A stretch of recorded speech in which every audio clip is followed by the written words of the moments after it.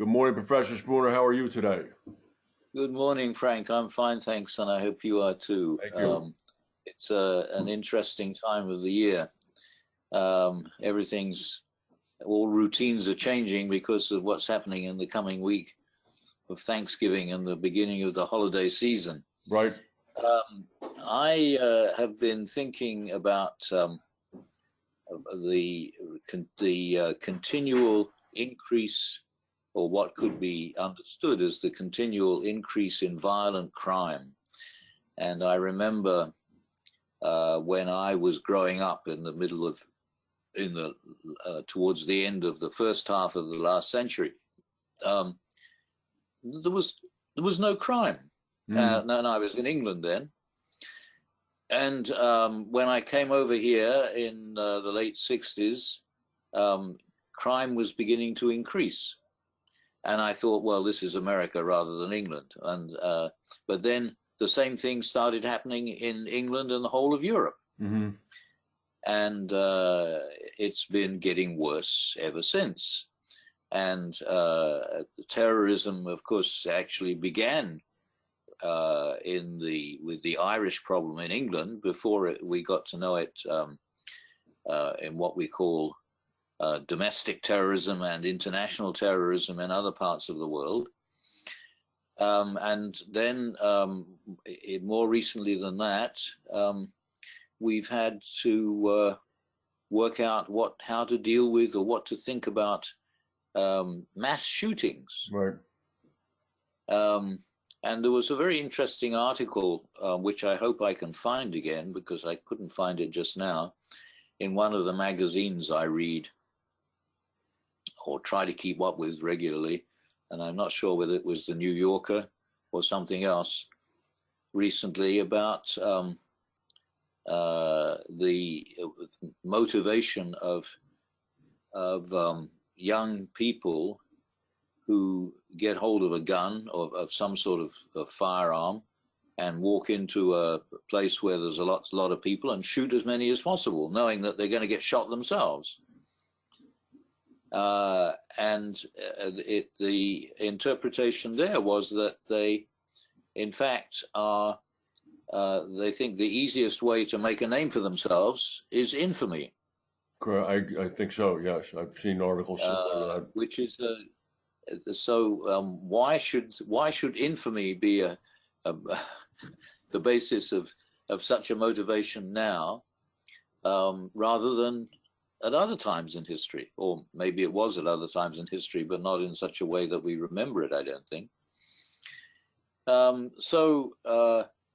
Of course, my interest in these things always has to do with the way society works.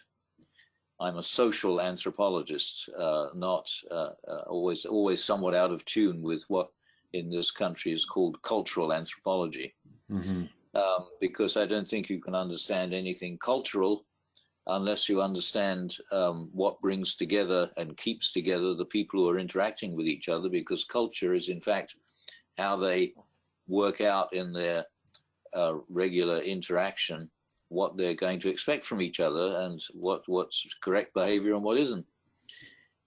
I think that the most significant thing that's been happening in the world generally in recent history is the change in social processes, because in the society that I grew up in, only well, I mean, it's obviously less than 100 years ago, you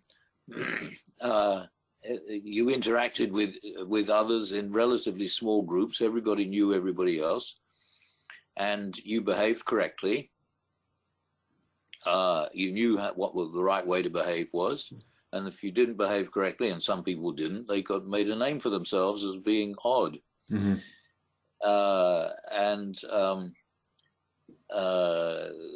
Then somebody just over 12 years ago now invented the term informalization, and wrote a book on that title. I don't know whether you've seen it, but it's an interesting idea. I haven't read the whole book. It's just a very good idea on which to base a book. about the way the idea of correct behavior has, and anything has to do with formality, has been declining ever since the middle of the last century. So the Americans used to make fun of English table manners, but table manners have more or less disappeared now. Yeah. And all the correct formalities that we used to observe in different types of social situation have more or less, well, certainly become less important, if not completely disappeared. So go ahead.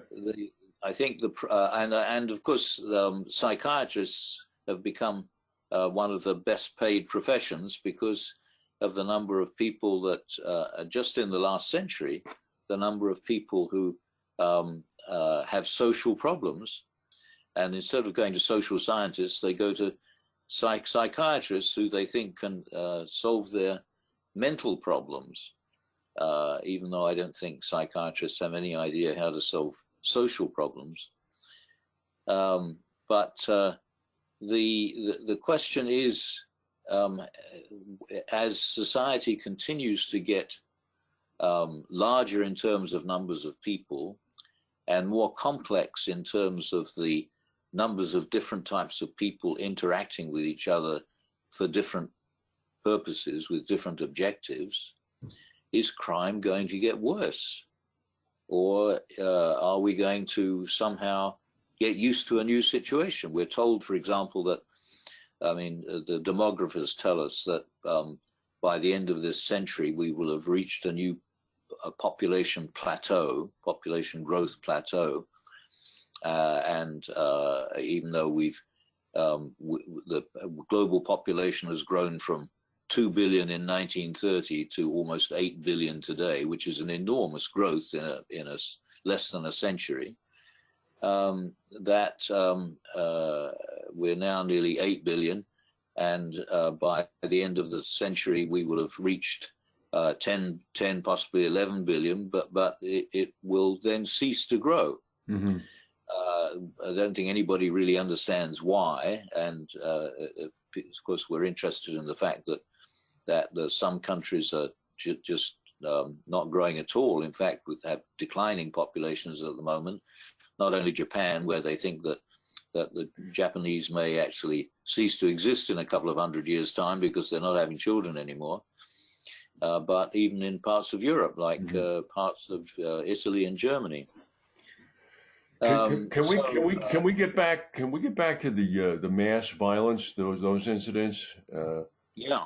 And I think you said something when you mentioned how younger people or perpetrators of these acts do this because they think it's the surest way to gain fame. And I would submit that there's a different kind of perspective now about individual existence that's been brought on by this intensified globalization and social media, where people have begun to equate what they're seeing on the screens that you and I are looking at today, right now, with existence. And there's a perspective that they have that even if they're physically no longer here, the fact that they're on the screen or recognized on the screen is akin, if not equivalent, or in fact is existence to them. So it's become a little confusing, I think, to a subgroup of the population that is young and is much more attuned with technology and social media. And it gives them great emotional license to do things that would be unthinkable to others. Yes. Actually, everything that has to do with social life has taken on a new quality. And our awareness of it is not keeping up with what's actually happening. Mm-hmm. And presumably, at some point in the remainder of this century, presumably, we will become more aware of the differences the quality of human life. And then perhaps these problems will work themselves out. But it's what it means to be human in the meantime is becoming very different. Yeah, yeah. But all sorts of reasons, which are difficult to document, because one of them, of course, is that life expectancy is much longer, and what it means, the differences between, what should I say, what the difference it makes of age as a factor of interaction is becoming very different. Gender is different. So all the things that were taken for granted in social life in the middle of the last century still are no longer taken for granted. Well, there's certain. Go ahead. Which means that just exactly what it means, what life is becoming very different. And it's not only, and really everything that has to do with reproduction is different. And then of course socialization becomes different. Everything that it means to, everything that's involved in keeping this global society going and continuing the history of human life, continuing evolution, I suppose, is very different.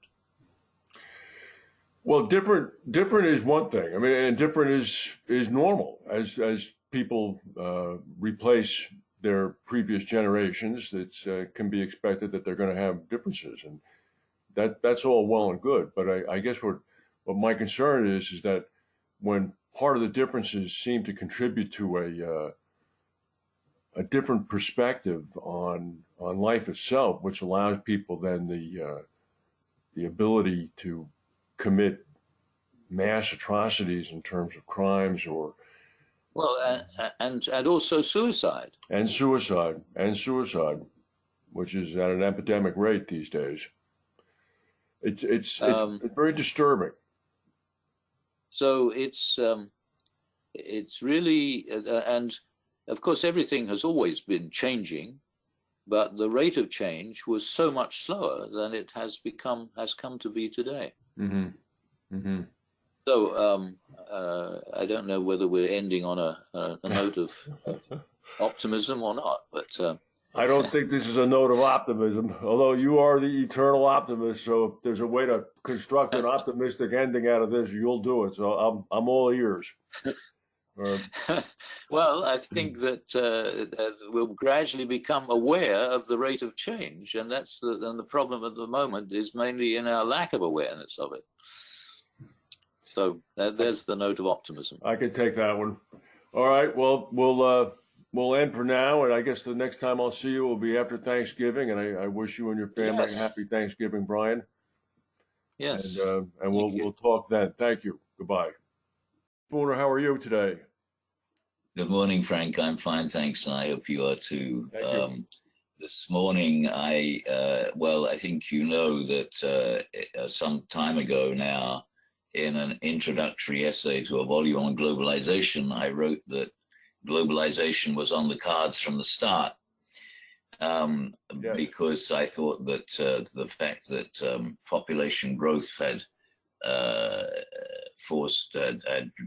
led us to spread throughout the world, and we had language, meant that sooner or later we were all going to be in contact with each other. But what's always puzzled me is why, in fact, do people always collect together in the largest possible numbers? And that's happened throughout human history. And until about 10,000 years ago, the numbers were always very small because of the availability of food, and we were not yet producing our own food. Mm-hmm. But since food has not become a problem, we keep collecting together in larger and larger numbers, and now we're going to become a totally urbanized world in what remains of this century, as far as I can see. Anyway, somebody I met in an elevator a few years ago, uh, and got talking to about the axial age and big history, and then we became quite close friends and have been talking to each other ever since. Had an interesting new idea this week, which he told me about, which I think helps us to understand a lot of things. And that is that when we left our primate cousins up in the trees in South Central Africa and came down onto the plains and wandered out away from the trees on the plains, we were vulnerable to predators. Yes. In a way that we had never been before. And it was then that we started collecting together in larger and larger numbers in order for security. And that tendency seems to have been part of our evolution, because after all, we had not evolved entirely into the creatures we became in the following millennia. That was hundreds of thousands of years ago. Mm-hmm. And so I think that explains it. However, the problem, of course, that we have now is that we have to organize ourselves, and it's our organization of ourselves which is leading to all the problems. So this evolutionary proclivity that appears to have been launched a few 100,000 years ago is still driving us to collect together in larger and larger numbers. And now there are really no restrictions on that process. Mm-hmm. But because as the numbers get larger, the organizational problems get bigger. All the problems we're having in globalization have to do with different forms of organization. And of course, when the literacy helped us to develop much larger forms of political organization and economic organization, for that matter. And then the age of empires started with literate administrations some 4,000 years ago, and lasted really until the middle of the last century, when we finally got rid of the European empires. But the empires really did bring things closer together. Mm-hmm. But the problem with the empires was that they divided the world up into administrative districts, and when they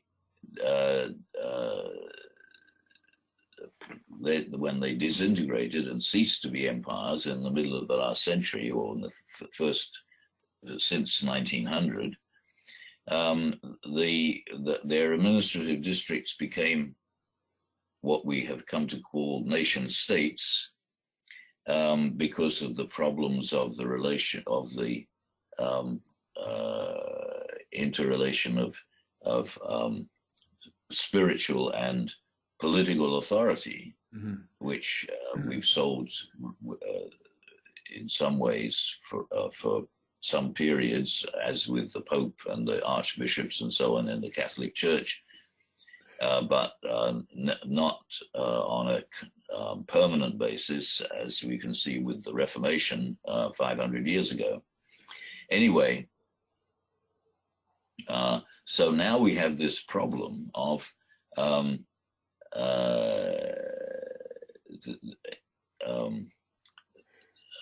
conflict between, since the end of the Age of Empires, we've had a sort of fake empire run by America as the world hegemon, and that has added to the problems of the formation of nation states, because the whole point of the formation of nation states was that each state would be independent in terms of religion as well as political organization, and it would and no state would have the right to tell neighboring states what the correct interpretation of the Bible was. Mm-hmm. But the problem with American hegemony has been that not only has it been influencing the development of nation states since the end of the empires, but it's also been exerting cultural influence in other ways. And so now we have this terrible problem with Iran, for example, in the Middle East. And last Friday, when we were unable to meet, I spent the day in Washington at a board meeting of an organization that is a consortium of American universities, and I was representing the University of Pennsylvania, working out how to solve some of the current problems of the American Institute of Iranian Studies, which is an organization that began in the late 60s that I've been involved in ever since. And of course, since the Iranian Revolution has not been able to function in the way that it was functioning before.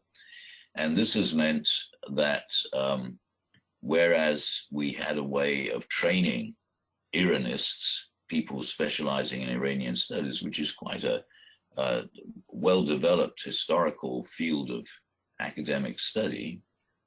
But since then, since the late 70s, we've not been able to train anybody in this field. Mm-hmm. And now all the people who were trained in that field and were heading programs in half a dozen universities in America, apart from other universities in Europe, they're all retiring. Are retiring, and there's nobody to replace them. Mm-hmm. Mm-hmm. So this means that whereas up until 50 years ago, we knew a lot about the world, that is in universities, although people in the State Department tended not to know very much about the rest of the world. Now, in the age of globalization, because of what we've been doing in other ways, we're not training scholars and scientists with experience in the world as a whole. Right. Let me jump in a little bit. You've thrown a lot at me from that one elevator ride, and thankfully you indicated that you had developed a close friendship with this person, and it was not all in one elevator ride.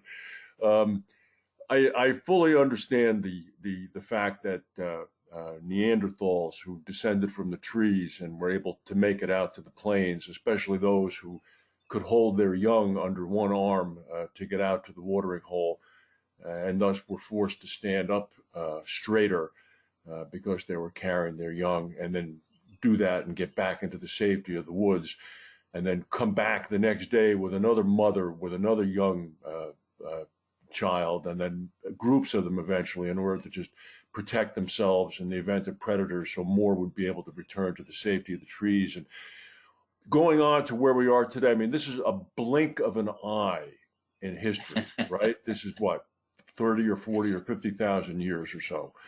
So where this is going to go, I think where that group of Neanderthal mothers with their babies at a watering hole out in the middle of a plain in South Central Africa, 5 or 6 of them, 50,000 years ago, to where we are now with 22 million people living in Mexico City, or 1.5 billion people connected on Facebook, to have happened in 50,000 years is pretty remarkable. And then I superimposed that fact on the President of the United States making the speech on Wednesday in front of the United Nations, in which he said globalization is dead. It's no longer operable. It's been replaced by national patriotism. And I just don't get it. I don't understand it. Is it a complete, I mean, the speech had to have been written. It clearly was not written by the president. The way he delivered it was clear. He had not read it before. it's official policy of the United States government. I mean, how is it that people are not understanding what's happening, where even the most ill-informed president of this country can stand there and make that kind of remark? I don't understand where the disconnect is. What do Well, you think? there's so much competition between political units of different sizes. So the large ones compete with each other globally, and now there's competition, obviously, between or developing competition between America, Europe, European Union, and China Mhm. and India, actually. Um, and locally, but among smaller units. So between Afghanistan and Pakistan, which their relationship's been in the news this past week because they can't agree on their border, Mhm. which again was drawn by the British Mhm. in Red line. 1893. Uh-huh. And Africa is just a patchwork of these problems. Um, so I'm afraid, in my mind, of course, I have to be careful what I say so that I don't appear to be chauvinist, but I think that America is causing more problems like this than any of the other large countries at the moment, although that may change as the others gradually become more powerful. Because to a large extent, the reason is that the people in charge of policy in this country are not academically trained to understand what's going on in other parts of the world. Mm-hmm. And 50 years ago, I don't think people in America were that well trained either, partly because they are, whereas in Europe, every country is very close to every other country, and then many of them had empires which took them to all over the world. America didn't have an empire, at least not in that sense, and had two large ponds, one on either side, which separated it from what was going on in other parts of the world. And now we're told that only 30% of Americans, even now in the 21st century, have passports. Right. So it's really is an anomaly that the economically most powerful country in the world is the center of the least knowledge about what's going on in the rest of the world. So in a funny way, when we several years ago would talk about nations or states, we would talk about states that were actively trying to thwart the forces of globalization. All right, and we would talk about countries such as North Korea. We would talk a little bit about Iran, I think, even. Where we are now, after several years of discussion, the United States has now entered that category. Yeah. Isn't that something? Well, I mean, it's such a paradox, really, that the Middle East is most of the boundaries in the Middle East were drawn by Europeans and then reinforced by Americans.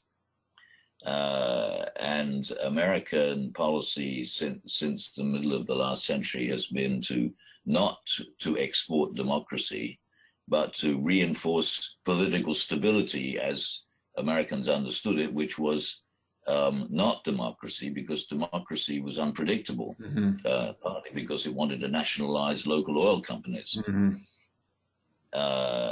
which were American owned. Right. And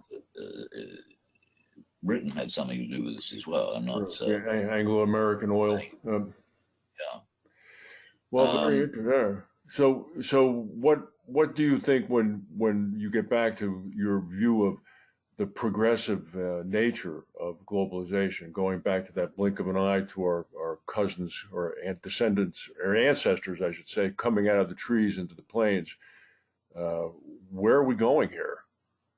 Well, I think that I mean what that explains is why coming together has been a more important part of the historical process than conflict.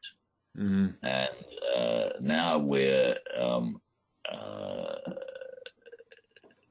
there's probably more conflict now than there has been, or more serious conflict now than there has been in the past, because of these problems of organization. Mm-hmm. But I think it's going to change again as the differences in economic and political power between America, the European Union, and the other large political units, especially China and India, they become more closely related to each other and have to reach some sort of agreement, because at the moment there's no effort at all to reach agreement on a global level. The United Nations was, in a way, developed with that purpose, but has been not been successful. Well, I think we should probably leave it at there, Professor Spooner. Very interesting. I'm going to keep that in mind as I try to interpret the events of this week and the week coming up. So, we'll watch what happens. Yes. All right. Thank you very much. Bye-bye. Bye.